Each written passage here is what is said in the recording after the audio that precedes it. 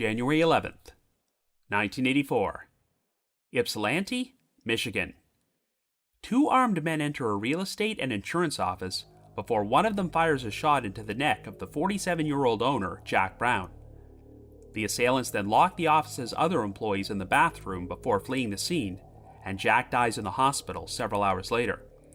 Prior to his death, Jack had hinted that he might be involved in something which led to his murder, but the perpetrators are not identified, and the crime is never solved. After that, the trail went cold.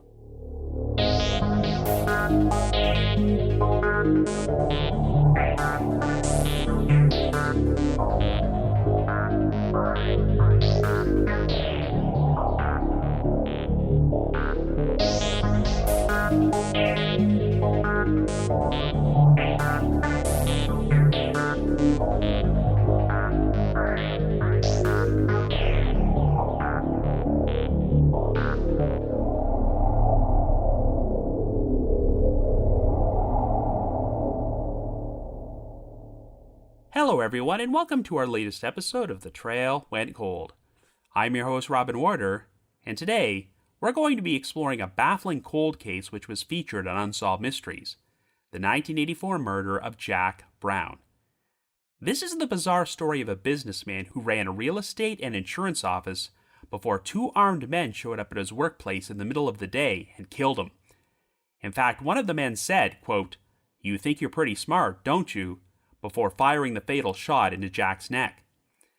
Even though there were three other employees in the office at that time who could identify the two perpetrators, they were all left unharmed, so it seemed clear that Jack was deliberately targeted and the crime resembled a professional hit.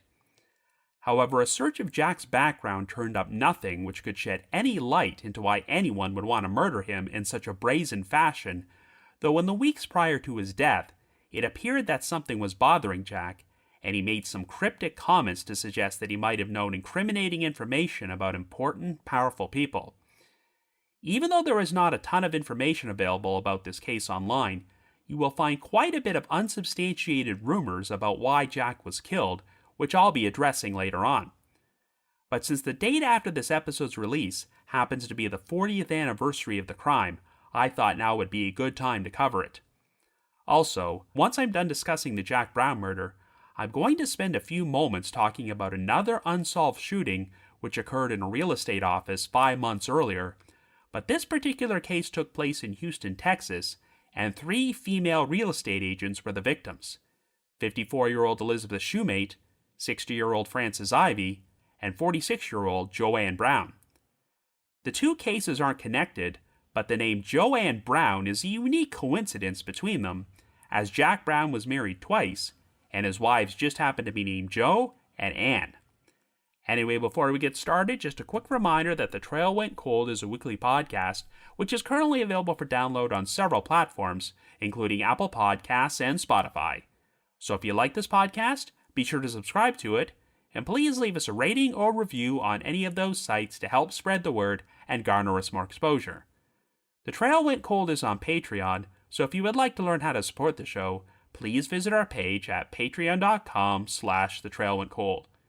For as little as $1 a month, you can garner access to exclusive rewards, including stickers and thank you cards, early access to episodes, and bonus content, as our Patreon page currently has over 60 exclusive bonus episodes in our archives, which are not available on a regular feed.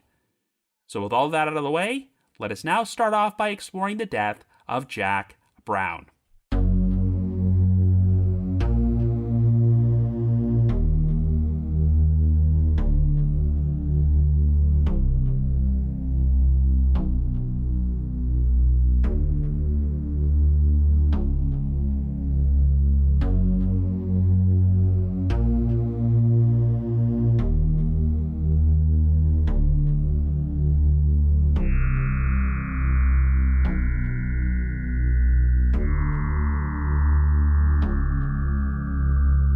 Our story begins in 1984 in Ypsilanti, Michigan, a town located in Washtenaw County, which borders Ann Arbor, and had a population of around 24,000 at that time. Our central figure is 47-year-old Jack Brown, a local businessman who is known for being an active member of the community as part of the local Chamber of Commerce and the Rotary Club. While he was originally born in Piggott, Arkansas, Jack has lived in Ypsilanti for most of his life. He has 3 sons and a daughter with his first wife, Jo Greenstreet Brown, but after their 20-year marriage ended in divorce in 1976, Jack eventually got remarried to his second wife, Ann Brown, who was a nurse at the University of Michigan Hospital. For the past 17 years, Jack has worked in the real estate and insurance office, Eman and Greenstreet, which is located on West Michigan Avenue. Even though the business had been owned by his ex-wife's family for over 5 decades, Jack agreed to buy it from his former father-in-law in 1979. Well, on the morning of Wednesday, January the 11th, Jack showed up at Eman and Greenstreet for a seemingly routine workday when 2 suspicious men came in through the front door at 11:10 a.m. One of them was described as being between 35 to 40 years old and was around 6 feet tall and 200 pounds with blonde hair and was dressed in a beige jacket and light-colored pants. The other man was described as being approximately 50 years old with an exceptionally wrinkled face and was around 5'10" and 160 pounds with dark hair and brown eyes, and he was wearing coveralls and a blue knit stocking cap. 3 other employees besides Jack were working at the building that morning, but the older man pulled out a handgun to keep them at bay, while the younger man headed towards Jack's office with a .38 caliber revolver in his hand. At the time, Jack was speaking on the phone with his son Jackie, who was in the hospital for an operation, but after seeing the 2 men, Jack said, quote, "We have trouble here," before hanging up. When the gunman appeared in Jack's doorway, he said, quote, "You think you're pretty smart, don't you?" Jack then replied, quote, "Well, maybe," before the gunman suddenly fired off a shot into Jack's neck, severing an artery. After Jack fell to the floor, the 2 men took the 3 other employees to the back of the office and locked them inside the bathroom. Shortly thereafter, the employees heard a second gunshot, and while they feared they would be killed too, the gunman soon fled the office and left them unharmed. It would later turn out that the second shot had been fired into the ceiling, possibly as a warning for the employees to stay put. After Jack abruptly hung up the phone during their conversation, his son Jackie became concerned enough to call his mother Jo to inform her about what was going on. Jo advised Jackie to call the police while she headed to Jack's office, and when she arrived, she discovered Jack lying on the floor and attempted to use her sweater to plug the gunshot wound on his neck. It wasn't long before the Ypsilanti Police Department arrived at the scene, and while Jack was unconscious, he was still alive, so he was rushed to Bayer Memorial Hospital. He was subsequently transferred by helicopter to the University of Michigan Hospital, but Jack never did regain consciousness and passed away just over 14 hours later during the early morning hours of January the 12th. The crime left everyone perplexed, as even though the office's safe was partially open when the 2 gunmen entered, nothing was stolen from it. What made the murder even more brazen is that Eman and Greenstreet was located across the street from the police station, and a number of local cops had actually purchased insurance from Jack. Since the 2 perpetrators had left 3 living witnesses behind and made no attempt to conceal their identities, it was theorized that they were not from the Ypsilanti area. Based on the witnesses' descriptions, composite sketches were circulated for the 2 gunmen, but they could not be identified. On the surface, it appeared that Jack had been the target of a professional hit, but since he was a well-liked member of the community with no criminal record, and investigators could not find anything in his background to suggest he was involved in illegal activity, no one could figure out the motive for the crime. However, according to those who knew him, there were a number of signs that something was bothering Jack, and he seemed to be visibly depressed prior to his death. One issue which appeared to be causing Jack great stress was that his daughter Tammy was planning to get married in March, and he did not believe he could provide her with the lavish wedding he had hoped for. Also, according to his ex-wife Jo, Jack had told her that his marriage to his current wife Ann was on the rocks. The previous summer, Jack had supposedly asked Ann for a divorce, and while they managed to mend fences for a while, Ann had asked him for a divorce at Thanksgiving, though things were in a holding pattern, since Ann had spent Christmas in Grand Rapids caring for her ailing father. As far as I can tell, Ann never publicly commented on these divorce allegations, but she did share a story about an incident which occurred after she and Jack attended a Christmas party several weeks before his death. Jack had gotten pretty intoxicated at the party, and while Anne was driving them home, she claimed that Jack started rambling on about knowing some important, powerful people who had done something wrong. He then mentioned writing down their names on a list and putting the list in a safe deposit box, and when Anne asked Jack what he was talking about, he said it was safer for her not to know. Of course, since Jack was drunk at the time, Anne did not take what he was saying all that seriously, but following his murder, she began to wonder if Jack knew some incriminating information about certain people which led to him getting killed. This prompted Anne to start searching the residence to check if Jack may have hidden a key to a safe deposit box, but she could not find anything.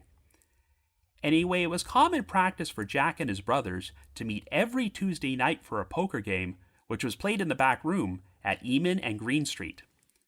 On January the 10th, the night before Jack was killed, his brother, Norm Brown, showed up there and noticed that Jack was speaking on the phone inside his office with an unknown individual and seemed quite agitated and upset. When the call ended, Norm asked if everything was all right, and Jack said it was nothing, he just had a couple of problems he needed to work out. Jack then said he couldn't participate in the poker game as he needed to leave and meet his wife at the Briarwood Mall in Ann Arbor. This was the last time Norm ever saw his brother alive, and in retrospect, he wondered if Jack's phone call might have been connected to his murder. It would also turn out that on the very same day Jack was shot, a major drug bust took place in the area, which was supposedly triggered by information that was provided to the police by an anonymous informant. This led to speculation that perhaps Jack was the informant and had been murdered in retaliation, but investigators could not find any connection between the events. During the spring of 1984, after Jack's family and the local Chamber of Commerce offered a $15,000 reward for information, the lead detective at that time, Joe Condren, said that he received a very interesting tip from an anonymous male caller. While Condren would not reveal specific details about this tip, he said the information the caller provided was so compelling that he told him he was willing to pay him $1,000 up front to share everything he knew, and the rest of the reward would be paid out if there was an arrest and a conviction. The caller told Condren that he would think about this offer and call him back, but he never did. The case would receive national exposure when it was featured on an episode of Unsolved Mysteries, which aired in September of 1989, but this failed to bring the investigation any closer to a resolution. Sadly, Jack's first wife, Jo, died in June of 2014 at the age of 75, and 3 of their 4 children have also since passed away. One of Jack's sons, Clark Brown, took ownership of Eamon and Green Street following his murder, and another son, Jeffrey Brown, worked as vice president there for many years.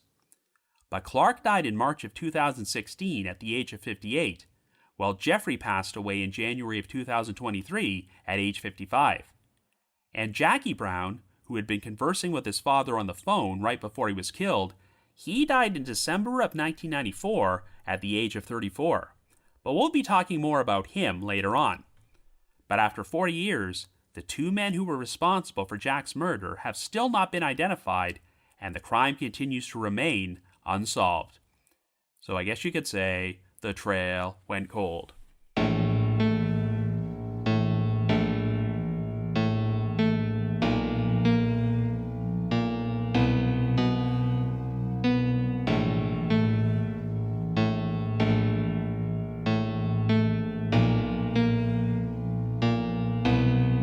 So I've been fascinated by this case ever since I saw it on Unsolved Mysteries nearly 35 years ago, and since it was filmed during the show's 2nd season, there's a real feeling of authenticity when it comes to the presentation. Not only was the recreation of Jack Brown's murder filmed in the actual Eamon and Green Street office, but a number of real people from the story, including Jack's wife Anne and his brother Norm, play themselves during the reenactments and interact with an actor portraying Jack, which I'm sure must have been a surreal feeling for them. Perhaps the most interesting example of this involves a man named Darwin Dutch Jordan, who was vice president of the realty office at Eamon and Green Street, and one of the 3 employees who was locked inside the bathroom by the 2 gunmen after they murdered Jack. I'm sure this was a traumatic ordeal for everyone involved, so it's pretty remarkable to see Dutch Jordan reliving this experience by playing himself during the reenactment. Dutch passed away in March of 2015, but if you look up his obituary online, it mentions his connection to the Jack Brown murder and features an interesting quote from his daughter, Lindy Hunt. Quote, "It was one of the big questions in his life he never found out the answer to. It wasn't so much who that bothered him, it was why." End quote. Indeed, the main reason this case is such a head-scratcher is that no matter what Jack may have done, what could have compelled two men to walk into his place of employment in broad daylight and shoot him in front of witnesses? They also committed this crime without wearing masks, and even though there were 3 other people who could have positively identified them, the perpetrators let them live. This suggests to me that since they weren't too worried about being recognized, the 2 men did not live in the Ypsilanti area and may have been brought there by someone else who hired them to kill Jack. But while I've seen this crime referred to as a professional hit, there are many details which make me think these guys were amateurs who were incredibly lucky to have gotten away with it. In addition to leaving 3 witnesses alive, it seems crazy to me that they would target Jack at his office when it was located across the street from the Ypsilanti police station, which suggests that they were not all that familiar with the area. They also only fired 1 shot into Jack's neck and did not make absolutely certain he was dead before they left, as he wound up holding on for another 14 hours before he passed away. What's also unique about this case is that even though we have living witnesses who saw the murder, their accounts only make things more confusing. They claim that when the 2 men arrived, Jack said, quote, "We have trouble here," and instantly ended his phone call, which would seem to indicate that he knew who these guys were and why they were there. And of course, we have the gunman's cryptic line, quote, "You think you're pretty smart, don't you?" that turned out to be the last thing Jack heard before he was shot. When Jack replied, quote, "Well, maybe," did he know what this guy was referring to? Or was he just as confused as everyone else?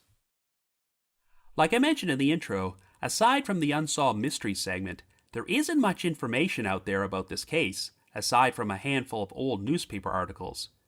But there are a lot of unsubstantiated rumors which can be found online in various comment sections and message boards, and if any of this information which has been shared is true, it could shed some light on the circumstances of Jack's murder. However, before we talk more about that, let's first discuss the known facts of this case. It really does not sound like investigators were able to uncover anything in Jack's background which could shed any light on why someone would want to kill him like this. Given that he owned a real estate and insurance office, you could easily assume he was using it as a front for illegal activity, such as money laundering, but there's no evidence that this was anything more than a legitimate business, and 2 of Jack's sons would continue to run the office for many years afterward. So if Jack was involved in criminal activity or made enemies with some dangerous people, he kept this very well hidden. But there were definitely warning signs that something was bothering Jack, such as the agitated phone call his brother Norm witnessed him having on the night before he was killed. Now, it's very possible that this phone call was a personal or business issue which has no relevance to this case, but since Jack turned up dead the following day, Norm may have found it more ominous than it really was. I know this was 1984, so I'm not sure if the Ypsilanti Police Department had the necessary technology back then, but I'd be curious to know if they were able to check phone records for Jack's office and determine who he spoke to that night. Before he left, Jack told Norm that he was meeting his wife at the Briarwood Mall, and given that there were supposedly issues in their marriage at that time, perhaps this was the source of his stress during the call. And since we just mentioned Anne, what are we to make of the cryptic comments that Jack made during their car ride together about putting the names of important, powerful people onto a list and placing them inside a safe deposit box? I know that Anne later felt like kicking herself for not pushing Jack for more information about this, but at the time, she just felt it might have been nothing more than drunken rambling. And for all we know, maybe that's exactly what it was, as no evidence was ever found to indicate that Jack put together a list like this or even rented a safe deposit box. Or alternatively, if there was some legitimacy to what Jack was saying, perhaps he just never got around to making this list before he was killed. If Jack did have dirt on anyone, it obviously didn't save his life. The other major angle which was pushed forward on Unsolved Mysteries is that a major drug bust had taken place in the area on the day of Jack's murder, thanks largely to information which was provided by an informant. So perhaps Jack was killed because he was the informant, or alternatively, someone was just under the mistaken impression he was an informant. They show a snippet of a newspaper article about this drug bust during the Unsolved Mystery segment, but the image is not clear enough for me to read it, even if I freeze frame. And unfortunately, I cannot find any additional information about the drug bust in the newspaper archives. Without further context, I can't offer much insight into whether or not it's connected to Jack's death, but it seems like a long shot to me. Again, investigators could not find anything in Jack's background to suggest he was involved in illegal activity, and even though the bust was made possible by information provided by an anonymous informant, where would Jack have obtained this information, and how would the killers have known he ratted them out to police? Remember, his murder took place at 11:10 in the morning, and while I don't know the exact time the drug bust occurred that day, this seems like an awfully quick turnaround. I've seen some other alternate theories pushed forward, such as Jack being the victim of mistaken identity, given that Jack Brown is a very common name. However, one hole in that theory is that the gunman immediately approached Jack's office and never asked him his name before he shot him, so I get the impression he knew exactly who Jack was. An article about this case in the February 13, 1985 edition of the Detroit Free Press also pushed forward a rather outlandish theory that since Jack was supposedly quite depressed, he staged an elaborate suicide and hired these two men to come into his office and shoot him. In response to this, the lead detective, Joe Condren, stated, quote, "Anything's possible, but for everybody who says Jack was depressed, there's somebody else who says, hey, Jack was on top of the world," end quote. Okay, so now it's time to address some of the uncorroborated rumors I've seen posted online, and we'll start with the Unsolved Mysteries message board at the Sitcoms Online forum, which I'm always referencing. There's an interesting thread there about this case, containing comments from some posters who claim to have a personal connection, and one of them was none other than Jack's first wife, Jo Greenstreet Brown, who started posting there in February of 2010 under the username JVBro. She described Jack as a quote-unquote player with women who drank too much, but was otherwise a good guy. The most interesting new tidbit she shared is that at the time of his death, Jack apparently only had $18 in his bank account, which could indicate serious financial problems which may have played a role in why he was killed. It's been reported that Jack was flustered over the fact that he might not be able to provide his daughter Tammy with the type of lavish wedding he thought she deserved, and if he only had $18 in the bank, that would certainly explain why. Joe suspects that even if Jack didn't personally know the identities of the two men who killed him, he did know why they were there. She also made mention of a conspiracy theory involving Eastern Michigan University, which is located in Ypsilanti, and I'll talk more about that momentarily. Now, Joe passed away in 2014, but in recent years, there have been a couple of other interesting comments in that same thread from a poster under the username Turnbull, who claims they were living in Ypsilanti when Jack was killed, and also alleges that there was some friction at that time between Joe and Anne. I find that comment interesting because in the aforementioned February 1985 article from the Detroit Free Press, it was Joe who shared all the information about how Jack and Anne's marriage was on the rocks and she was planning to divorce him. But the article also stated that Anne could not be reached for an interview, so we never got to hear her side of the story. I know that the Unsolved Mystery segment did not mention anything about Jack and Anne's marriage being in trouble, other than her being annoyed with him because he got drunk at the Christmas party they attended. And it sounds like Anne was pretty dedicated to finding out the identities of Jack's killers and seeking justice for him. I'm not sure if Anne really was planning to divorce Jack, or if these alleged issues between her and Joe have any relevance to the murder, as it's not like either of these women were named as potential suspects. But it only makes this story all the more confusing and complicated.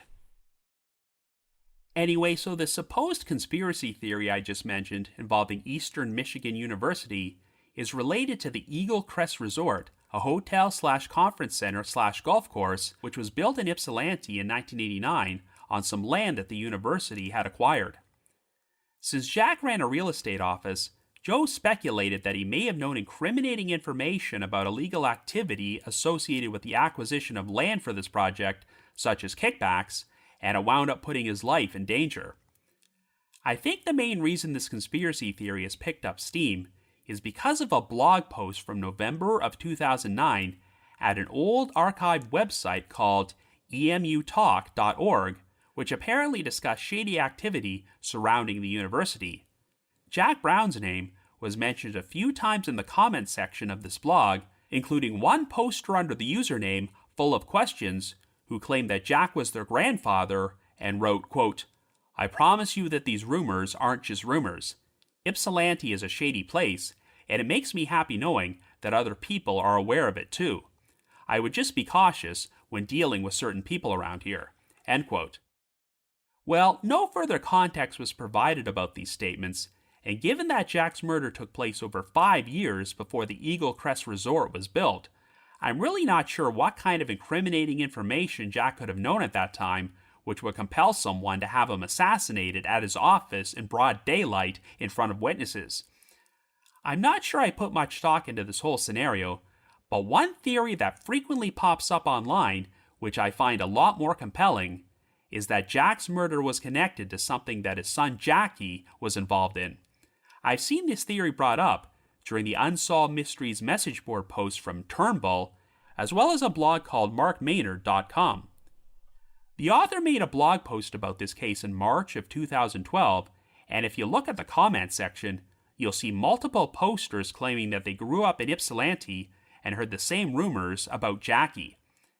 In fact, one poster under the username Sherry wrote, quote, "I'm not sure you heard this rumor that this hit was meant for the son, also named Jack Brown. The son was into drugs and owned a construction business. My parents had hired the son to do some renovations to the garage, and he asked for 10%, and you guessed it, he never came back to do the job.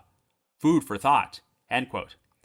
Now, I'll add the disclaimer here that since Jackie has never been publicly named by law enforcement and is no longer around to defend himself, you should take all these rumors with a huge grain of salt. But that doesn't mean I don't find this theory intriguing. I have no idea if Jackie was really involved in drugs, but he did pass away in 1994 at the young age of 34. I get the impression that he took a different path than his brothers, Clark and Jeffrey, who wound up following in their father's footsteps and working at Eamon and Green Street, and his sister Tammy also worked there as a realtor as well. And even though the Unsolved Mystery segment never mentioned who Jack was speaking with on the phone right before he was killed, it was very interesting to learn that it was Jackie, who was in the hospital at that time for some sort of unspecified operation. If Jackie was in trouble, then this certainly adds additional context to his father's line, quote, "We have trouble here." If Jack legitimately had no idea who these two gunmen were or why they were at the office, then it seems weird that he would abruptly hang up the phone without even telling Jackie what was going on. Jack's decision to hang up could be construed as some sort of attempt to protect his son. When the gunman said, quote, "You think you're pretty smart, don't you?" and Jack replied, quote, "Well, maybe," this meant he may have had an idea that these guys were somehow connected to his son, but he just didn't know the specifics about what their issue was or what they were going to do. But getting back to the mistaken identity theory, since Jack happened to share the same name as his son, could it be possible that the two gunmen were hired hands who were told to travel to Ypsilanti to kill someone named Jack Brown, but wound up killing the wrong Jack Brown? It's also interesting how when his father ended their call, Jackie soon made a frantic phone call to his mother, who told him to call the police. Even though Jack had mentioned trouble before hanging up, he didn't specifically say anything about guns or his life being in danger. For all Jackie knew, his father could have simply been referring to some angry customer who came into his office to complain. So perhaps Jackie immediately had an idea about what was going on and believed that Jack was in danger and the situation was somehow related to him. But if Jackie did have his suspicions about who killed his father, it doesn't sound like he ever told the authorities, perhaps because he either feared for his own life or did not want to admit he was embroiled in illegal activity. This is why I would be very curious to know about Jackie's actions or movements following the murder, and if he ever gave off any signs that he knew more than he was letting on. Once again, I hate to throw Jackie under the bus and potentially smear his reputation, since law enforcement has never cast any suspicion his way, so maybe all these rumors about him have no truth. But given how little sense this whole crime seems to make, I can understand why people would be intrigued by this theory. The whole situation is actually a bit reminiscent of the 1976 murder of Stanley Griesick, which was also featured on Unsolved Mysteries and episode number 87 of The Trail Went Cold. As you might recall, that was another case in which a man was murdered by two unidentified individuals in what appeared to be a professional hit, but much like Jack Brown, Stanley Griesick had no known history of criminal activity, so it's been theorized that he was killed because of something his deceased brother was involved in. In the Griesick case, it appeared that a third party had hired two people to commit this crime, and they subsequently left town after it was over, which is why they were never positively identified or caught. I've always wondered if the same thing happened here, as an unknown person may have hired two killers to pay a visit to Eamon and Green Street and kill Jack Brown, but since these individuals were not from Ypsilanti and subsequently left the area, no one recognized them, and they managed to stay clear of law enforcement. There's always been speculation that there were people out there who may have had a pretty good idea of what happened, but were too afraid to come forward. I'm certainly intrigued by the anonymous tip that Detective Condren received during the spring of 1984, where he was willing to pay this person $1,000 in advance to share everything he knew before they decided to break off all contact. I can only imagine what this man said, which could have been so intriguing. Regardless of whether Jack was killed because of something his son was involved with, or if he was specifically targeted, I have a feeling there's a lot more to this story than what has been shared with the public. Given the age of the two gunmen, they would probably be in their late 70s to early 90s if they were still alive, so I'd say there's a good chance they are no longer with us anymore. But if this was a murder-for-hire plot, there may be others who set this crime in motion and have yet to face justice. Whatever the case, even if no one can be prosecuted for this crime, it would be nice if Jack's surviving relatives could finally get some answers about what happened. If by chance you happen to have any information about the murder of Jack Brown, please contact the Ypsilanti Police Department at 734-483-9510.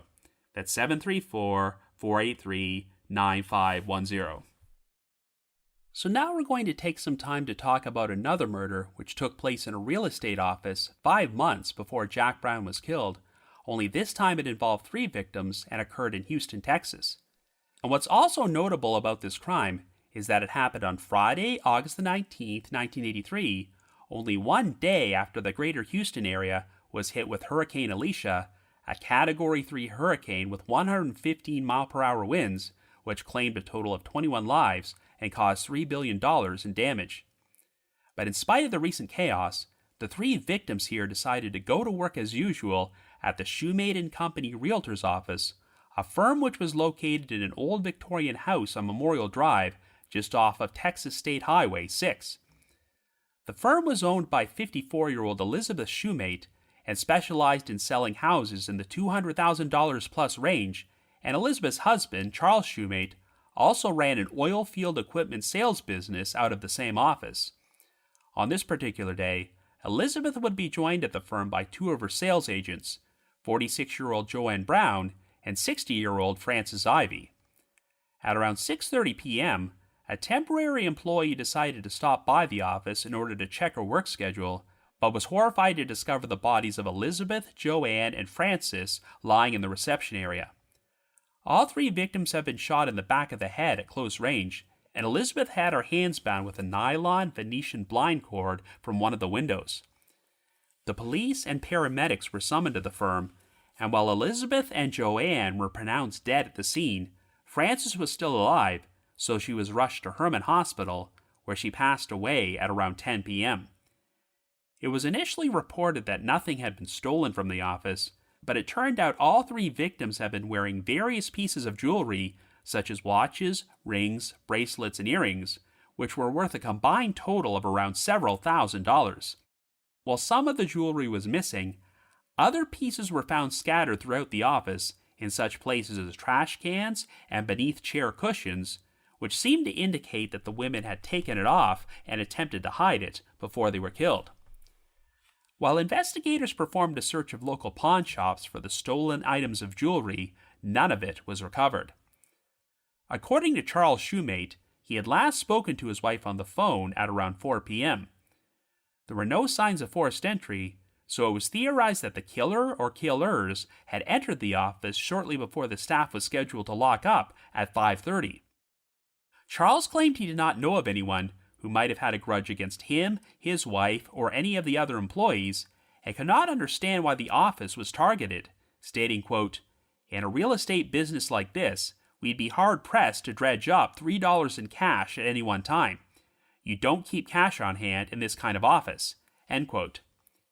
In addition to her husband, Elizabeth left behind a daughter, while Frances left behind a husband and 2 daughters, and JoAnn left behind a husband, 2 daughters, and 3 stepdaughters. Unfortunately, the Houston Police Department did not have much in the way of evidence to work with, as no one reported hearing any gunshots and no bullet casings were recovered from the scene. However, based on the evidence, investigators believed that at least 2 different types of weapons were used and there were multiple perpetrators involved.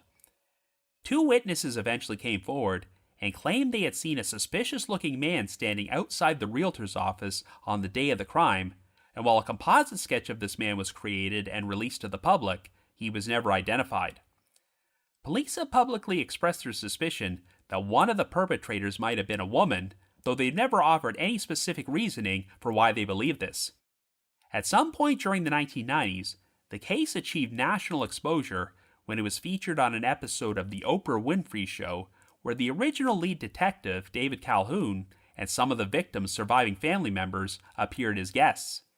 But unfortunately, this did not lead to any new breaks in the investigation, and it once again faded from the spotlight. However, the case eventually wound up in the hands of Sergeant Richard Rodriguez of the Houston Police Department's Cold Case Unit, and in February of 2020, he told the media that he was hoping to perform new forensic testing on the Venetian blind cord used to tie up Elizabeth to see if it could turn up any traces of the killer's DNA. DNA testing had previously been performed on the cord in 2006, but did not produce adequate results, so Rodriguez was hoping to secure funding to have more advanced testing performed with better technology. But this is yet to take place, so after more than 40 years, the murders of Elizabeth Shumate, JoAnn Brown, and Frances Ivey continue to remain unsolved.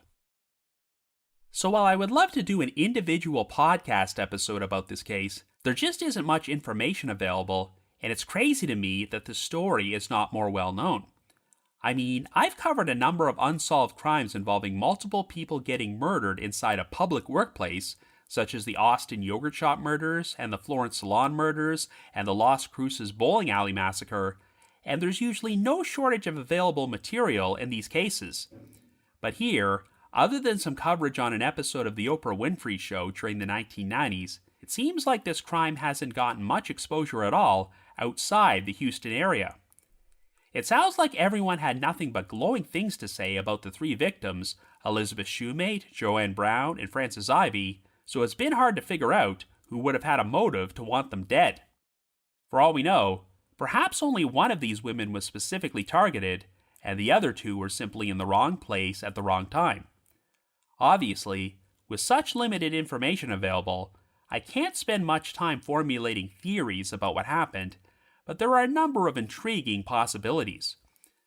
I do have to wonder about the timing, as this crime happened to take place just one day after the greater Houston area was ravaged by Hurricane Alicia. Even though the Shumate & Company Realtor's office was still open for business, it's reasonable to assume that a number of other businesses were closed or unoccupied that day, and like any natural disaster, I'm sure there were probably looters out there who wanted to take advantage of the situation. But even so, a real estate office seems like a very unusual target, as it's not a place where there's ordinarily going to be a lot of cash on hand.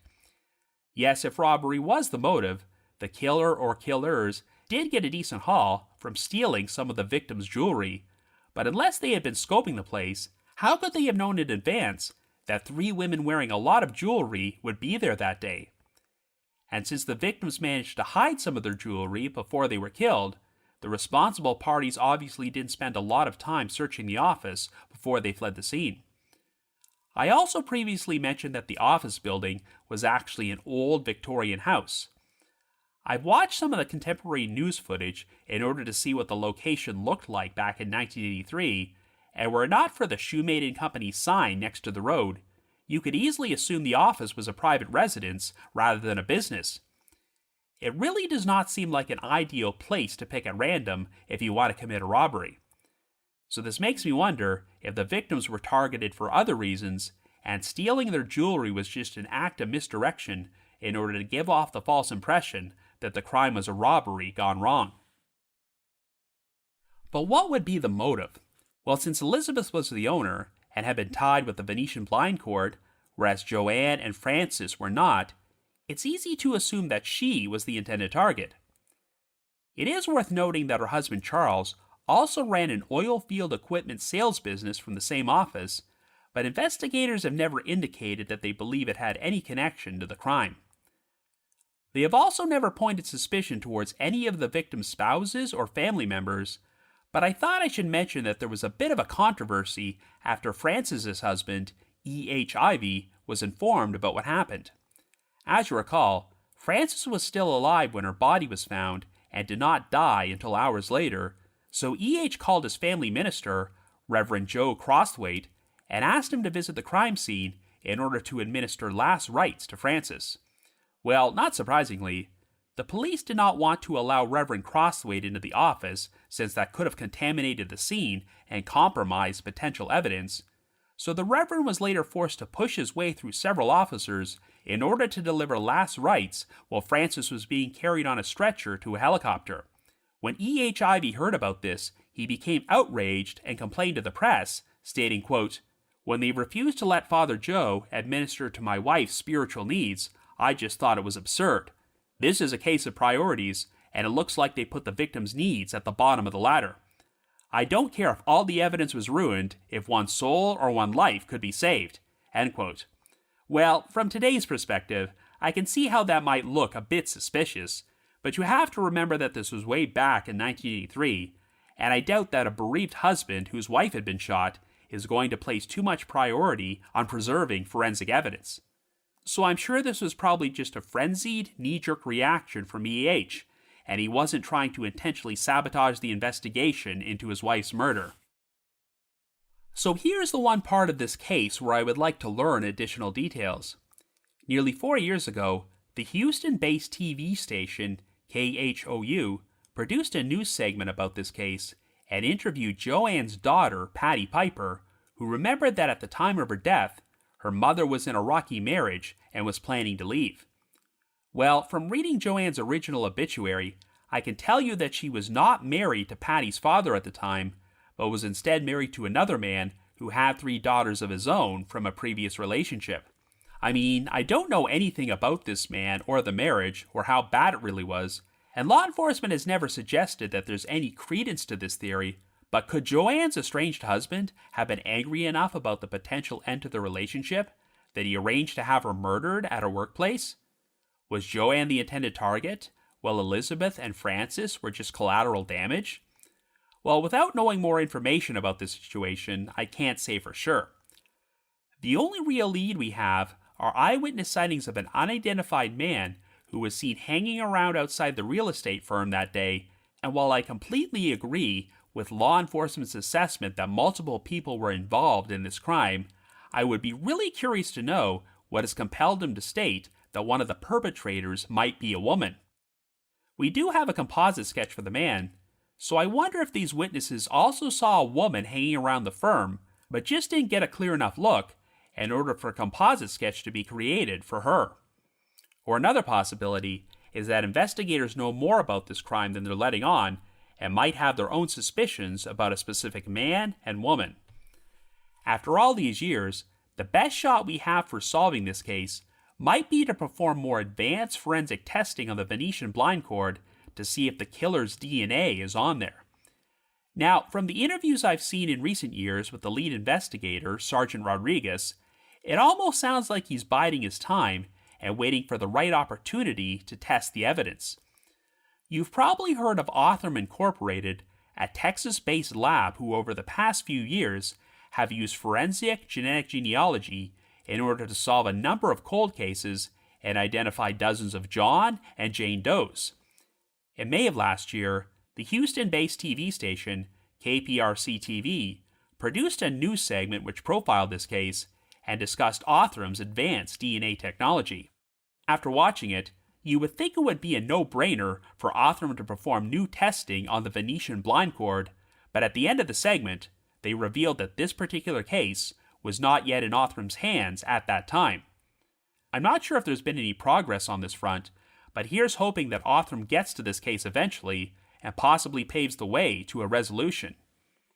In the meantime, if you happen to have any information on the murders of Elizabeth Shumate, JoAnn Brown, and Frances Ivey, please contact the Houston Police Cold Case Unit at 713-308-3618. That's 713-308-3618. Or you can call the Crime Stoppers of Houston tip line at 713-222-TIPS. That's 713-222-8477. But if you just have your own thoughts about what happened, feel free to leave me a comment or send me an email to robin.warder@icloud.com. That's robin.warder@icloud.com. Now the reminder that The Trail Went Cold is on Patreon, so please visit patreon.com/thetrailwentcold to learn how you can support our podcast and become eligible for some pretty neat rewards. Over the past 5 years, our Patreon page has released over 60 exclusive bonus episodes, which are all currently available in our archives for our patrons in tiers 2 and 3. This past month, I actually released a bonus episode about the 1981 murder of Rhonda Hinson, which is technically our podcast's very first edition of The Trail Revisited. I covered this case all the way back on episode number 4 nearly 8 years ago, but since I've learned a ton of new information in recent years, I decided to take a fresh look at it and put together an all-new episode. I've also dropped an exclusive bonus episode from my spin-off podcast, The Path Went Chilly, in which myself and my two co-hosts, Jules and Ashley, discussed the 2006 disappearance of Maureen Fields. And for our patrons in Tier 3, I've recorded another new audio commentary track which can be played over a classic episode of Unsolved Mysteries, and we now have nearly 60 of these commentary tracks in our archives. I'd also like to give a shout out to our most recent listeners who have signed up with us on Patreon this week, and they are Emily DG, Tim G, Orion G, Donald G, Robert P, and Melinda M. Thank you all so much for your support. And before I bring this episode to a close, I'd like to play a promo for another true crime podcast, Foul Play. Gather round, friend, and join me by the fire. I have a secret to share. When I was a child, I lived with my grandma. She allowed me to watch Unsolved Mysteries. Fast forward to 2008, my freshman year of college. A series of armed robberies on campus escalated into a serial rapist's reign of terror. That's when I created my first crime podcast. In January 2014, I picked up the podcast again from my college roommate who fell for an underage girl online, to the chilling story of a murdered nun in 1969 Baltimore, and in the Throwaway series, I share my own journey of overcoming homelessness and how that experience led me to unmask a serial killer and identify 3 of his Jane Doe victims. This is Foul Play Crime Series, where the stories are real and the truth is waiting to be discovered. I wanted to remind everyone that The Trail Went Cold has once again been booked to appear on Podcast Row at CrimeCon UK next year, which is taking place in London on September the 21st and the 22nd. If you would like to purchase tickets to the event, please visit their website at crimecon.co.uk and use their specialized promo code COLD24 to get a 10% discount on tickets. Once again, that's crimecon.co.uk and the promo code is COLD24 for 10% off tickets. I just wanted to give another shout out to my supporters at the Unresolved Mysteries subreddit and the Unsolved Mysteries message board at the Sitcoms Online forum, which have a number of interesting discussions about the Jack Brown case. I need to provide a big thanks to McGill Foote, who edits and assembles this podcast together for me, and Vince Nitro, who composed the eerie music you hear on every episode. If you haven't already, you can like us on Facebook, follow us on Twitter, or leave us a rating or review on Apple Podcasts or Spotify. So have yourselves a great week, and join us again next Wednesday for another brand new episode of The Trail Went Cold.